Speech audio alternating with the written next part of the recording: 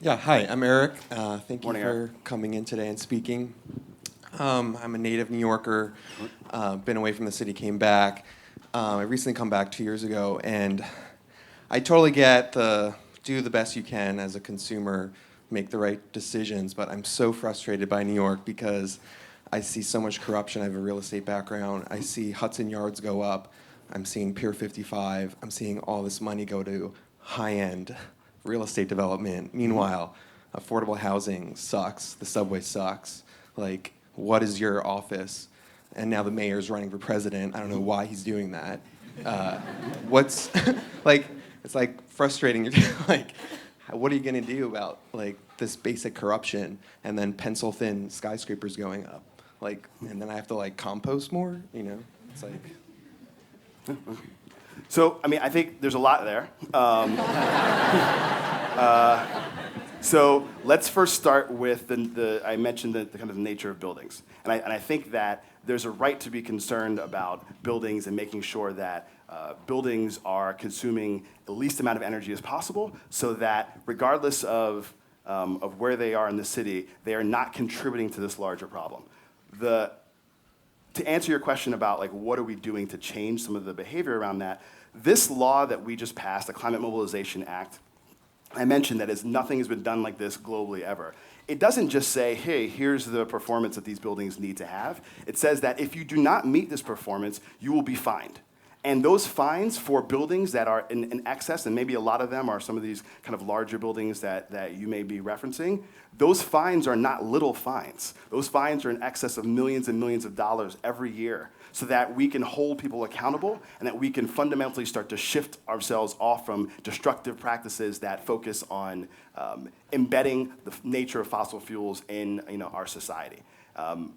Everyone can have their opinion about the tall man running for president, and I think that the important thing is that we are not laying down the job when it comes to New York City being a front runner and being and actively confronting the climate crisis. That is something that whether it's, I just came back from Helsinki because we were meeting, again, with global cities trying to unpack how do we all do the exact same things at the same time so that we can make this fundamental shift in the work that we're doing. So it may seem like in some places, like because we may not be good about talking about what we're doing, but we are actively working on your behalf and actively moving this forward, and it's not just talk.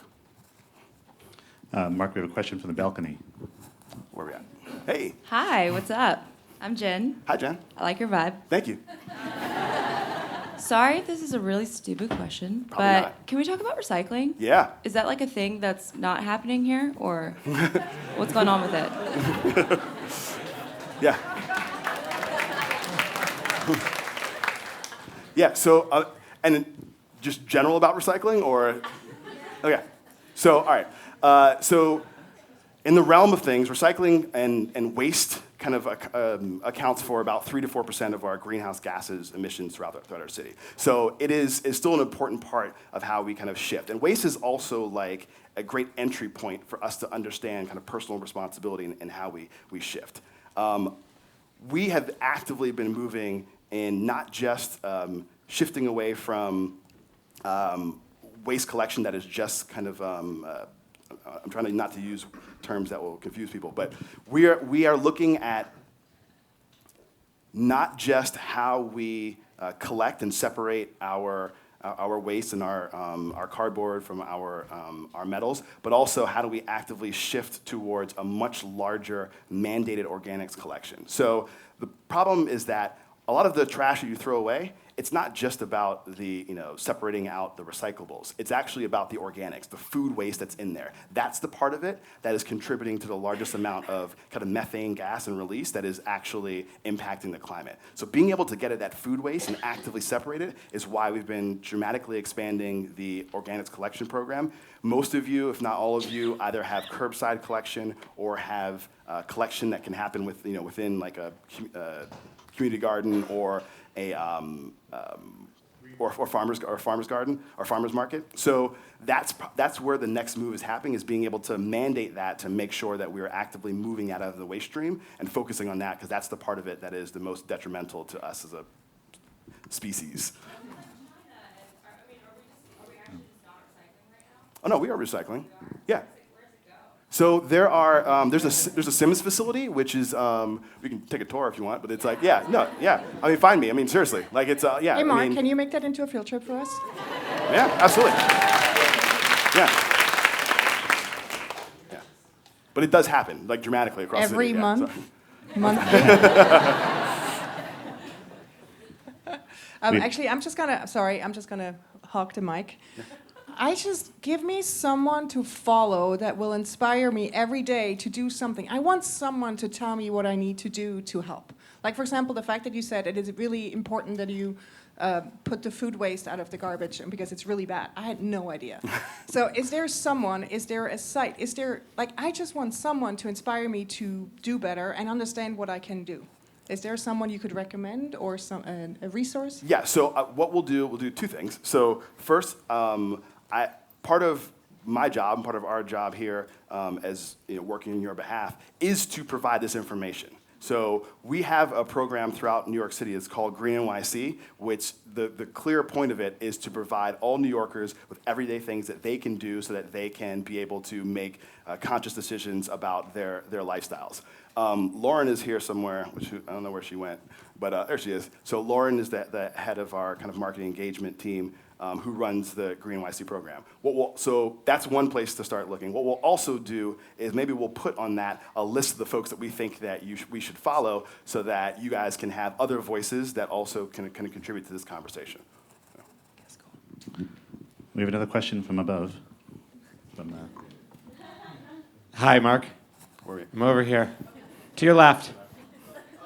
Upstairs. There it is. Hey, Mark, I'm Paul. Hey, Paul. A big part of environmental impact is transportation. And most New Yorkers take transit and walk and bike. Yeah. And unlike pretty much any other city in America. But this is a city that still prioritizes cars over every other form of transportation. This is a city where when someone is hit by a car, the first thing the New York Police Department will do is blame the victim. This is a city that when we want to put a protected bike lane, a protected bike lane in, we defer to an octogenarian who's afraid of losing a parking space. So what is the city going to do to make this a safe place for people to bike and walk and take transit? Absolutely. No, it's a fantastic question. And I think that, yeah. So one thing to also kind of keep in mind is that it's important to know where the kind of the levers work.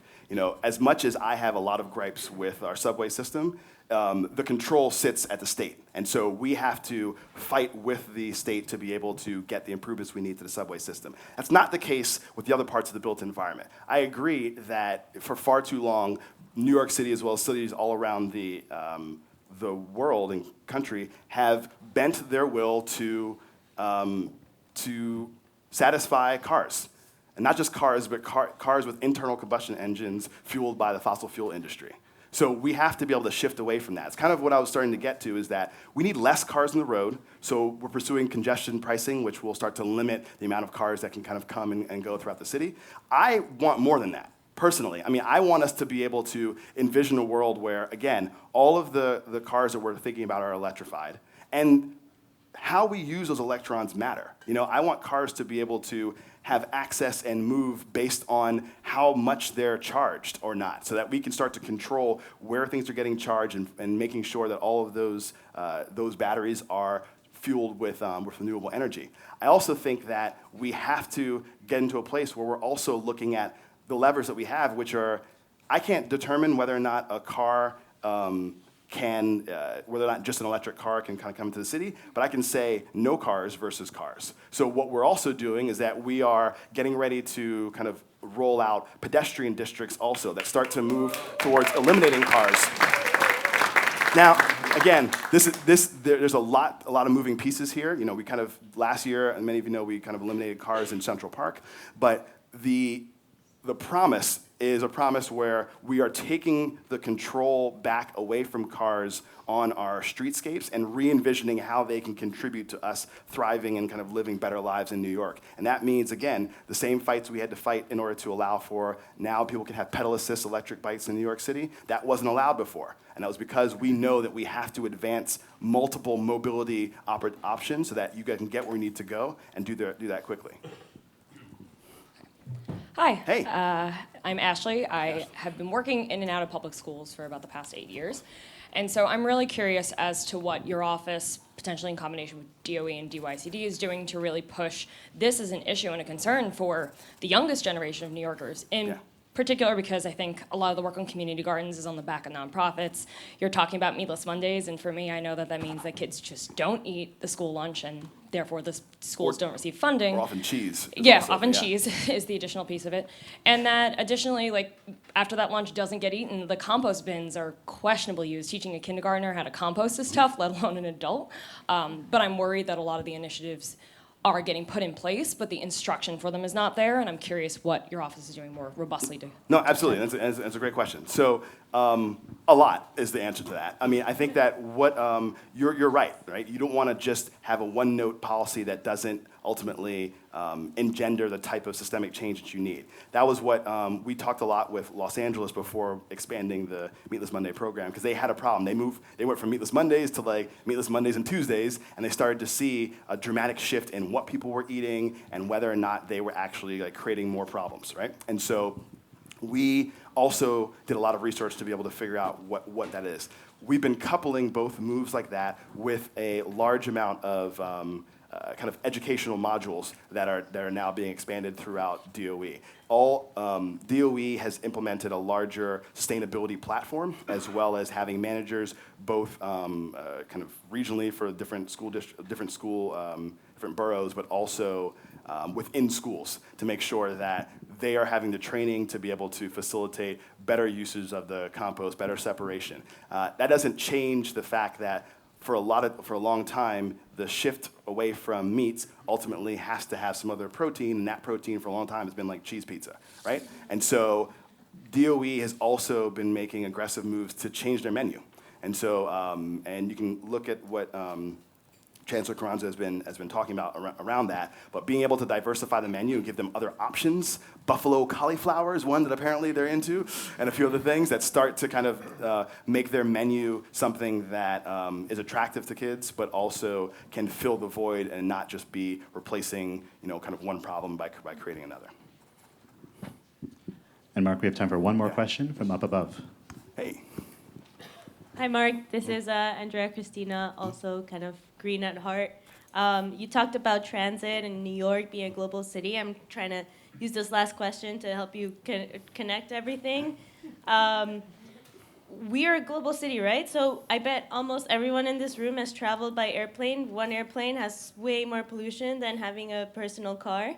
Can you connect this concept of like the highest polluting spaces like agriculture and transportation to how we're really part of this larger global system that is kind of messing up the planet? Right. And what can we do? We have to change our way of life, but New York alone can't change the way that the world is structured. I still buy an iPhone. How can we as individuals now and then like as a community and advocates within our circles like take this message forward? Absolutely. I think it's a great question, and I thank you for it. We're in triage mode, right? We're this. I don't want to underplay like the severity of the challenge ahead of us, and that means that we have to actively look at what are the worst problems that we're facing, and how do we stop them? How do we chip them down immediately? And it's not necessarily about half measures. As far as being able to shift away from some of the patterns in our life, yes, it's about changing our behavior, and it's about getting more out of the private sector to be able to help us do that. But it's also about holding the worst offenders accountable. I mean, New York City, like, we have actively been suing fossil fuel companies. We've actively moved to have our pensions divest from fossil fuel companies. We're trying to shift the power structure to allow for the companies that are doing the worst to no longer be able to function. Simultaneously, we're also trying to figure out how do we leverage the private sector to do more. There are private companies out there that whether they are making products that everybody wants or whether or not they are holding everyone's data, they need to be held accountable as well. And I feel like the challenge that we're going to face is being able to get many of those to come on board, and the other ones are going to have to be held accountable financially, if not based on us kind of reducing our usage. I mean, I'll make another point that kind of ties the other question about what's happening in the schools. One of the things that we did last year was kind of confront this challenge of how do we make systemic changes from kids at a younger age, and how do we also start to leverage the power of the private sector to do the right thing in support of our work. We made a partnership with Swell Water Bottles, and the partnership with Swell Water Bottles is part of a campaign we launched called Bring It. And what it is that we talk with them. They have corporate social responsibility standards around wanting to eliminate plastic waste from the oceans. We have standards around wanting to eliminate plastic waste not just from the oceans, but from riverways and from our streets. And we believe that there is a way in which we could compel them and we can work together to meet that objective. And they agreed, and they donated 320,000 Swell water bottles to every single New York City high school student last fall. That donation, we kind of handed them out in a matter of like 3 or 4 days, was substantial. But what it meant is that we're starting to take things that we may think of as part of our lives, and we're starting to take the people that are making those products, and we're adding them into the equation of how do we solve things more rapidly. It has to be at scale, and it has to be something in which we can have a systemic change that has young people, New Yorkers that are high school between 14 and 18, each one of them can displace a lifetime of plastic water bottle usage by having a reusable water bottle that they take, and those people are now becoming voters. So part of what we can do is not just think about this as something where we can't act unless it's someone else is doing the right thing. No, there's work for us to do, and there's work for all of you to do. And yes, we do need to start to kind of make sure that we are using better means to communicate than traveling everywhere by plane. But part of that requires technologists, and it requires many of you to be able to help us to better communicate and better effectively use our talents and skills to reduce the impact of our lifestyles and reduce the carbon intensity of it.